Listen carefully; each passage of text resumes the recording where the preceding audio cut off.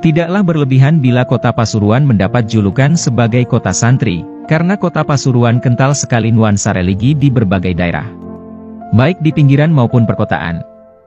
Kali ini tim mengunjungi makam seorang tokoh syiar Islam di wilayah Kecamatan Rejoso sebelah barat kota Pasuruan. Masyarakat kota Pasuruan mengenalnya sebagai Mbah Segoropuro. Selain ulama besar, beliau dikenal sebagai pejuang yang amat anti penjajahan bangsa Belanda kala itu. Kita jamaah dan santri dari Ponpes An-Nuriyah Wendit dipimpin oleh pengasuh Ponpes yaitu beliau Ustadz Abdul Karim melakukan ziarah ke makam Mbah Segoropuro Pasuruan.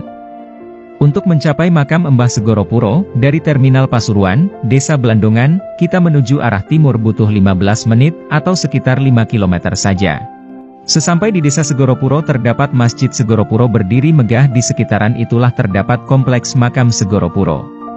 Segoropuro atau Sayyid Arif Segoropuro alias Sayyid Abdurrahim putra dari Sayyid Abdurrahman dan Syarifah Hadijah.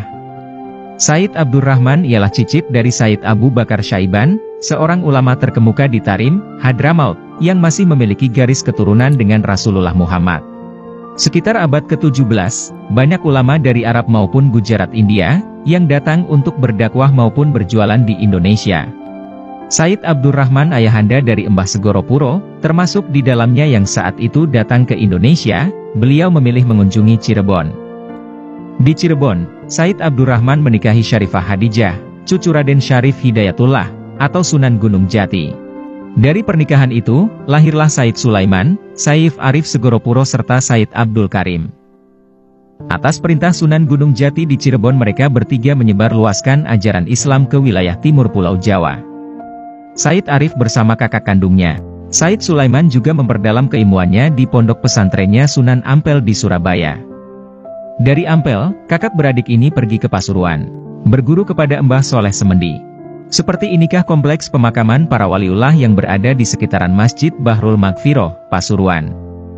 Suasana begitu asri, sejuk, bersih, dan indah. Banyak peziarah yang datang ke lokasi ini untuk beribadah, taksiah, dan mendoakan kebaikan untuk diri sendiri dan sesama.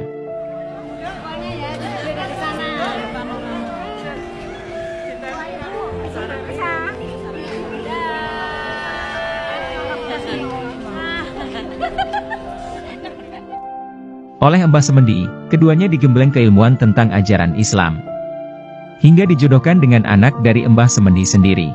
Kedua bersaudara ini tetap melakukan syiar Islam.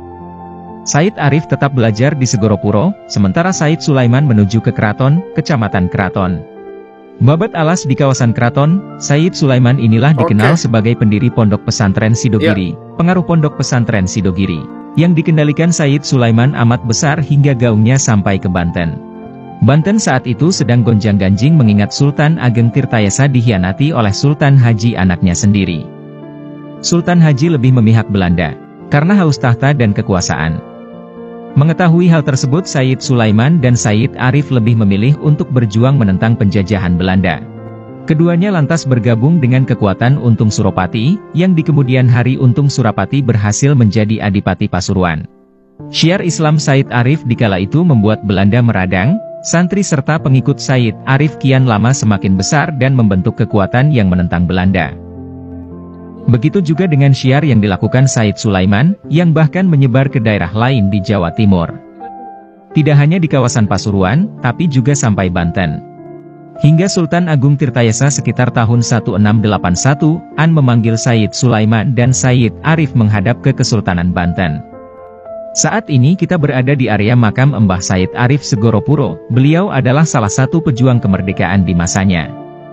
Pelataran makam yang begitu terawat dan bersih ini sangat terkenal di kalangan para santri dan masyarakat umum.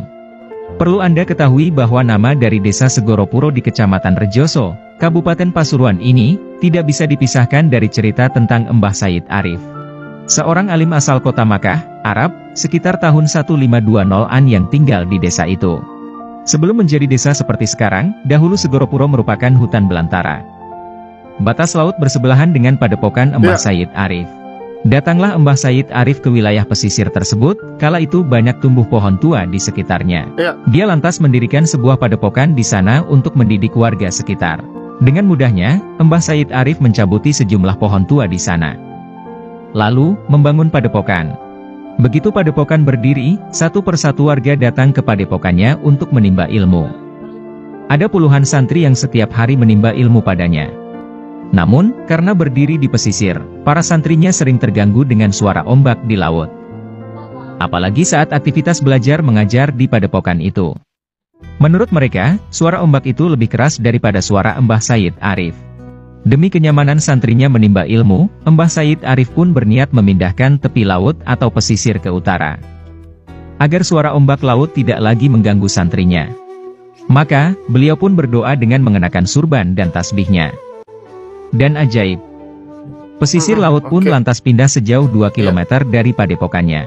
Seketika wilayah padepokan itu menjadi daratan yang hanya dipenuhi pohon-pohon besar. Yang namanya orang alim atau waliullah, logika kita tidak sampai ke sana, ujar Ketua Yayasan Said Arif Segoropuro, beliau bernama Mbah Fathullah. Namun, ternyata Mbah Said Arif merasa sangat bersalah pada Allah. Sebab, baginya dia sudah mengingkari nikmat Allah. Dia pun menangis sembari memohon ampunan dengan membaca astagfirullah berulang-ulang. Mbah Said Arif terus memohon ampunan pada Allah dengan sangat tulus.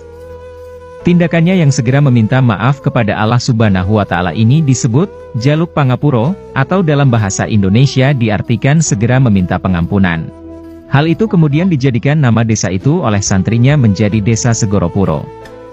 Segoro, lautan, dan puro, pengampunan.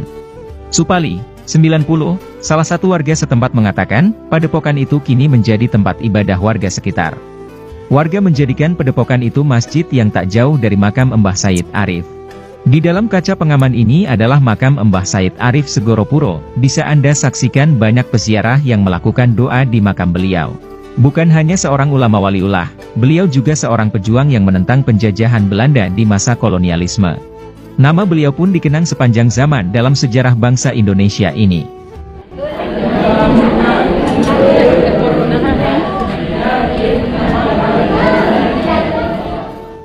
Dan hingga kini, makam atau pesarean Mbah Said Arif sangat ramai dikunjungi warga dari berbagai wilayah. Seperti Surabaya, Jember, Probolinggo, dan daerah lain. Seperti halnya kita yang dari Kota Malang hadir di sini. Lalu setiap Jumat Legi suasana pesarean penuh.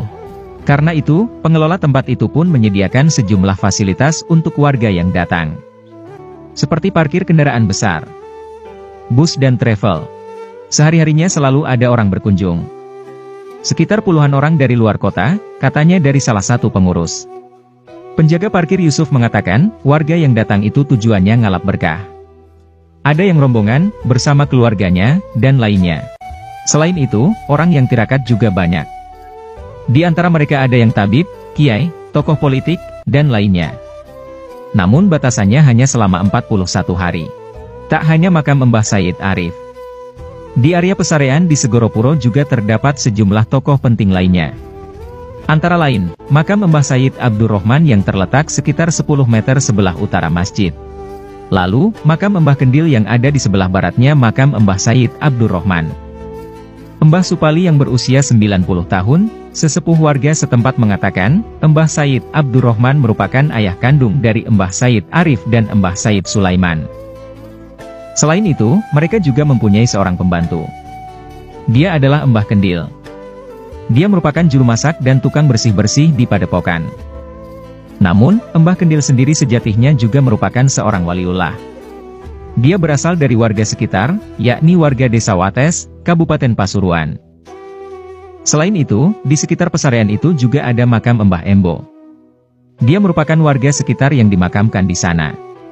Selama hidup, Mbah Embo konon mengerti bahasa hewan. Seperti yang diungkapkan Ketua Yayasan Mbah Said Arif Segoropuro Fathullah, 50. Mbah Embo menurutnya, mempunyai banyak santri dari berbagai wilayah. Dia juga seorang tabib di Desa Segoropuro.